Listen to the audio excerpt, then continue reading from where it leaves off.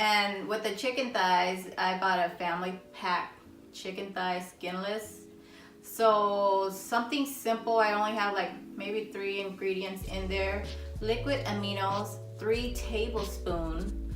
I chopped up 9 to 10 cloves of garlic, just diced it up, and I think one tablespoon of black pepper and 1 teaspoon of onion powder.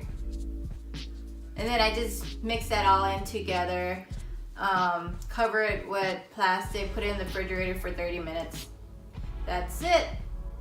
So thumbs up if you like the videos, comment below if you want to see any more, and subscribe to my channel if you want to see any future recipe. And I do like sweet, so I do make a lot of dessert, keto dessert, low carb dessert, and I do like to make, I love food, so I like Mexican food, Asian food, and then I like to mix it up and make it my own, and I like spice. Comment below what kind of recipe you would like me to remake or you'd like me to make. Subscribe and hit that bell to get further notice.